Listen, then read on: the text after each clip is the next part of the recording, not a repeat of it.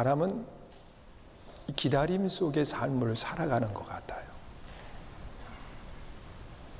그런데 어느 사람은 그 기다림이 행복하기도 하고요. 어느 사람은 그 기다림이 불행한 사람이 있어요. 이 좋은 일을 앞에 놓고 기다리는 사람들은요, 가슴이 설레요.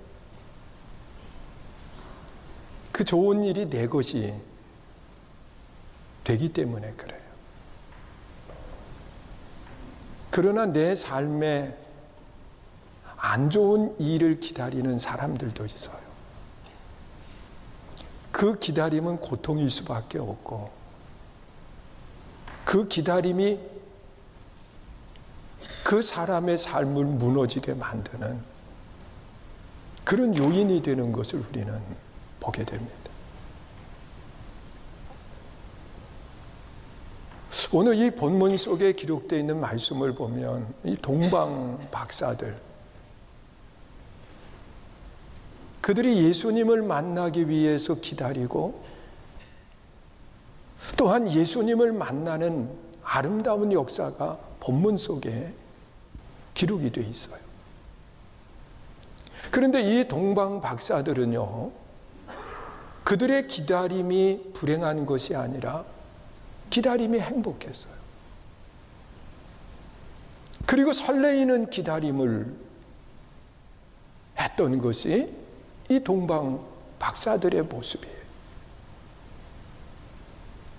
오늘 우리들의 기다림은 어떤 기다림인가 한번 생각해 봐요. 정말 동방 박사들처럼 설레이는 마음을 가지고 기다리는지, 아니면 우리의 기다림이 고통의 기다림인가 한번 돌아보시라는 거예요. 여러분, 사람의 삶의 기다림이 행복하려고 하면 몇 가지 분명한 조건을 갖추어야 된다는 거예요. 여러분, 이 기다림 속에는요, 삶의 행복이 있으려고 하면 기다림의 이유가 분명해야 되고, 그리고 그 분명한 이유가 좋아야 돼요. 그래야 그 기다림이 설레이는 거고 기쁜 거예요. 여러분, 예수님을 기다리는 그 기다림, 내 삶에 그 기다림이 행복이 되려고 하면 내가 기다리는 예수님이 어떤 분인가라고 하는 사실을 우리는 잘 알아야 돼요.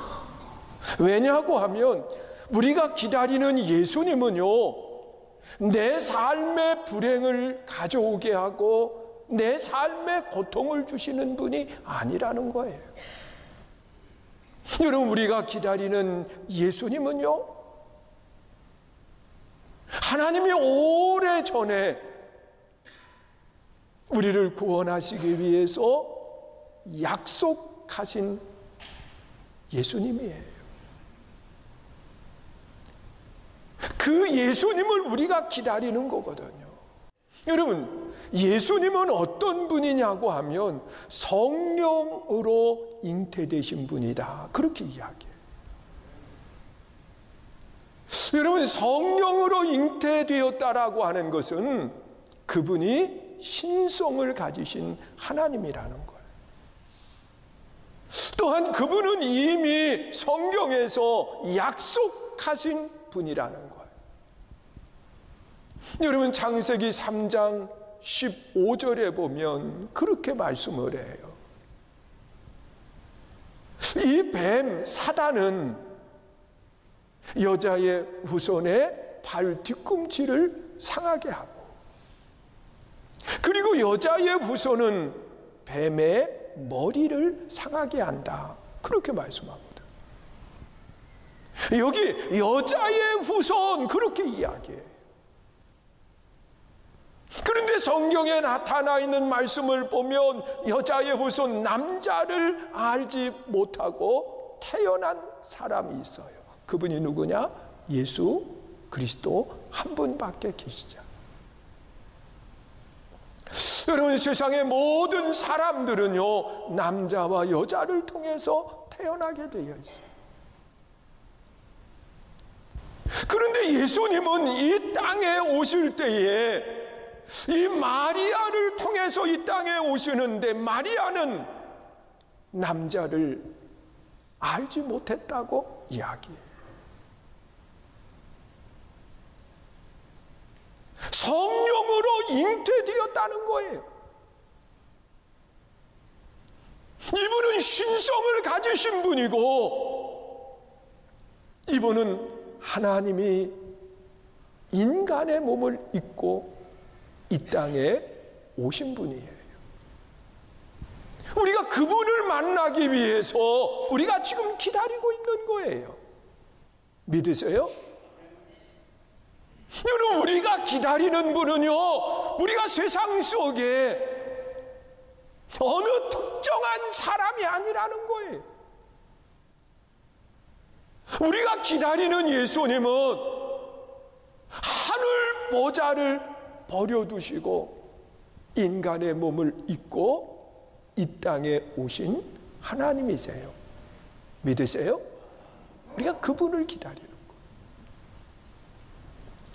또한 우리가 기다리는 예수님은 어떤 분이냐? 그 이름을 예수라 하라. 저희 백성을 그 죄에서부터 구원할 자이심이라고 그렇게 말씀을 하고 있습니다. 여러분, 세상을 살아가는 사람들은요, 다 죄를 짓고 살아갑니다. 어느 사람도 나는 죄 없다라고 이야기할 수 있는 사람은 아무도 없어요. 다 죄인이에요. 여러분, 바울은 그런 고백을 하지요. 모든 사람이 죄를 범하였음에 하나님의 영광에 이르지 못한다. 그렇게 말씀합니다.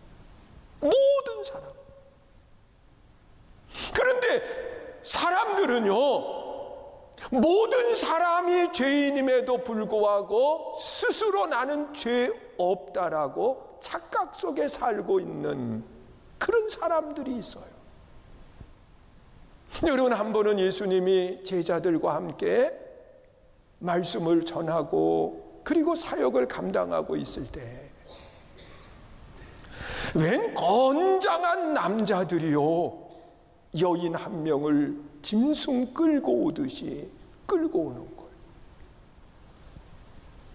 그리고 예수님이 계신 그곳에 이 여인을 내동댕이 치면서 하는 이야기가, 모세의 율법에 보면 가늠하다 현장에 잡힌 여인들은 돌로 쳐서 죽이라고 했는데, 이 여인이 가늠하다가 현장에서 잡힌 여인이라는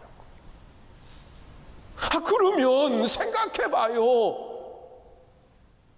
가늠하다 현장에서 잡힌 사람이라고 하면 한 명만 끌고 오면 안 되지요. 이 남자는 어디가 버리고 여인 홀로 끌고 온 거예요. 그러면서 예수님 앞에 내동댕이 치면서 이런 여인은 돌로 쳐서 죽이라고 했는데, 예수님 어떻게 할까요? 여러분, 이 사람들은 이미 답을 알고 있어요. 돌로 쳐서 죽이라고 했는데 그렇게 이야기하는 거거든요. 그러면 그냥 하면 되는 거예요. 그런데 예수님을 그 일로 얽어매고 싶어서 그런 행동을 하고 있는 겁니다. 예수님은 아무 말씀도 하지 않고 땅에 앉아 뭔가 글을 써요. 그리고 일어나면서 그들에게 이야기를 합니다. 죄 없는 자가 먼저 돌을 들어 쳐라. 여러분, 자신들은 죄 없는 줄 알았어. 그런데 그 예수님의 말씀을 들으면서 자기들의 죄의 모습을 보는 거예요. 그래서 한 사람 한 사람 돌을 땅에 내버려 두고 그 자리를 떠나가. 여러분, 사람들은 죄 없는 것처럼 착각 속에 삶을 살아가는 것이지 죄 없는 사람은 아무도 없어요. 우리 예배드리고 있는 성도님들도 다 죄인이고 저도 동일한 죄를 지은 사람이에요. 죄 없는 사람은 없어요. 착각 속에 살아가는 거죠. 그리고 또한 이 죄라고 하는 것 속에는요, 반드시 무엇이 있느냐? 값이 있는 거예요. 그 죄의 값은 사망이고, 그리고 그 후에는 심판이 있고, 그리고 그 죄의 값으로 영원한 형벌 가운데로 내려가야 되는 거예요. 그것이 우리들의 모습이에요. 그런데 예수님께서 이 땅에 오셔서 우리 모든 사람들의 죄의 값을 어디서 지불했느냐? 십자가에서 지불해 주신 거예요. 자신의 몸을 들여서. 그래서 우리는 누구든지 믿기만 하면 죄 없다 인정해 주시고, 그리고 영원한 생명으로 나아가게 하시는 거예요. 예수님이요, 죄의 값을 지불했기 때문에 우리는 죄로부터 자유함을 얻은 백성 되는 겁니다. 믿으세요?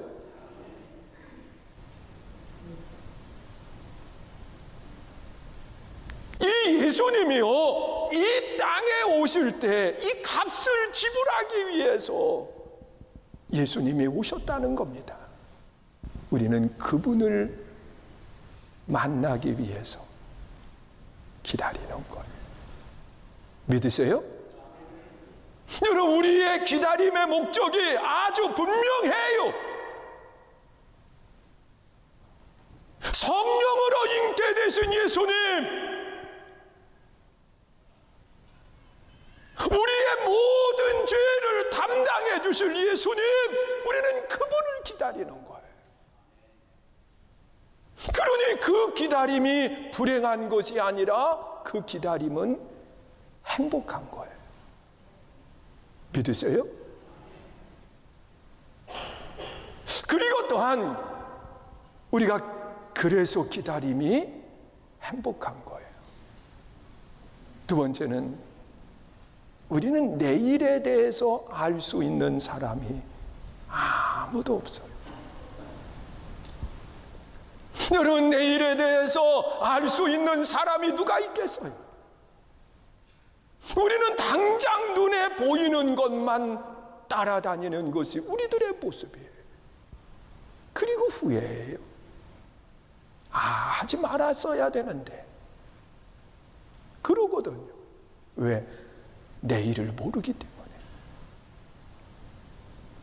그래서 우리는 기다림이 행복할 수 있으려고 하면 나를, 내일을 아시는 분이 나를 인도해 가실 수 있을 때 우리는 그 기다림이 행복한 거예요. 나를 인도해 가시는 분이 계실 때. 믿으십니까? 여러분, 동방 박사들이 지금 예수님을 만나러 가는데 두려워하지 않는 것이 있어요. 그것이 뭐냐고 하면 그들을 인도해 가는 것이 있기 때문에 그렇습니다. 여러분, 그들은 예수님이 태어나는 그곳을 알지 못해요. 그냥 막연하게 성경에 기록된 대로 베들레헴 그곳에 예수님이 태어난다고 하는 사실을 알고는 있었지만, 여러분, 베들레헴이라고 하는 장소가 그냥 그들이 한눈에 바라볼 수 있는 그런 곳이 아니잖아요. 그런데 그들이 가는 길 속에 두려워하지 않는 것은 별이 그들을 인도해 갔고, 그리고 동방 박사들은 별에 대해서 너무도 잘 알고 있는 박사들이에요. 그 별을 연구하고 있는 박사들. 여러분, 우리가 신앙생활하면서 우리는 내일에 대해서 알 수 있는 사람은 아무도 없지만 내일을 바라보면서 갈 수 있는 이유가 있어요. 그것은 뭐냐? 내 길을 알고 계시는 예수님이 나를 인도해 가신다는 거예요. 여러분, 우리의 인생길은 어떤가요? 지금 여러분들이 가고 있는 영원한 길은 어떤가요? 여러분, 내 지식을 가지고, 내 힘을 가지고, 내 능력으로 간다고 하면 그 마지막 우리 인생의 종착역인 천국의 길을 우리는 어떻게 갈 수 있을까? 우리는 두려움과 염려 속에 그 길을 가야 될 거예요. 그런데 우리 주님은 그렇게 말씀하래요. 나는 길이요 진리요 생명이다. 나로 말미암지 않고는, 예수님으로 말미암지 않고는 천국에 갈 수 있는 사람 아무도 없다고 말씀하십니다. 우리 주님이 그 길을 인도하시겠다고 약속하고 계세요. 믿으세요? 그래서 우리는 그 기다림이 불행한 것이 아니에요. 다시 오실 예수님을 기다림이 우리는 행복한 거예요. 믿으세요? 나를 인도해 가실 분이 계시기 때문에. 그리고 또한 우리가 이 기다림이 행복하려고 하면 그분을 만났을 때 준비된 것이 있으면 사람은 기다림이 행복해. 아무것도 준비된 것이 없으면 만나는 것이 두려운 거요, 염려스러운 거요, 근심이 되는 거예요. 여러분, 동방 박사들이 예수님의 태어나심을 기다리면서 그곳을 가는데 그들의 손에는 준비된 것이 들려져 있었어요. 오늘 본문 11절에 보면 그렇게 말씀을 하고 있습니다. 읽습니다. 집에 들어가 아기와 그의 어머니 마리아가 함께 있는 것을 보고 엎드려 아기께 경배하고 보배함을 열어 황금과 유향과 모략을 예물로 드린다. 황금과 유향과 모략. 여러분, 황금은 왕에게 드리는 예물이고 유향은 제사장에게 드리는 예물이고 모략은 메시아 되시는 주님께 드리는 예물이에요. 여러분, 그 예물을 딱 준비하고 있을 때 그 기다림이 불행한 것이 아니라 행복한 거예요. 왜? 그분을 만났을 때 내 준비된 것을 드릴 수 있기 때문에 그렇습니다. 오늘 우리도 마찬가지예요. 다시 오실 주님을 우리는 기다리는데 우리 주님을 만날 때 우리는 무엇을 준비하고 가야 될까요? 다른 것 없어요. 따라서 하세요. 믿음을 준비하고 가면 되는 거예요. 예수님이 나의 모든 죄를 담당해 주셨다고 하는 그 믿음을 준비하고 가면 돼. 우리 주님이 바라보시는 것은, 우리 주님이 받으시는 것은 뭐냐? 믿음이에요. 믿음. 예수님이 우리 모든 사람들의 죄를 담당해 주셨다는 것, 특별히 내 죄를 담당해 주셨다고 하는 사실을 믿으시나요? 그 믿음을 준비하는 거예요. 그리고 또한 하나님의 나라의 상급을 위해서 우리는 삶에 하나님의 영광이 된 신앙을 준비하는 거예요.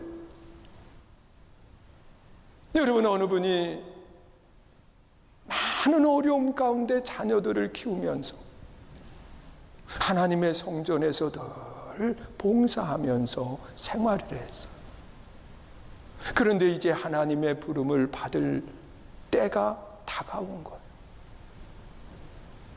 그런데 우리 주님이 나를 만났을 때 주님이 나를 알아보실까? 내가 주님의 영광을 위해서 한 일이 많지 않은데 주님이 나를 알아보실까? 그래서 염려하는 마음을 가지고 눈물을 흘리면서 기도하는데, 그리고 목사님을 찾아가서 이야기를 하는 거예요. 주님이 나를 알아보실 수 있을까요?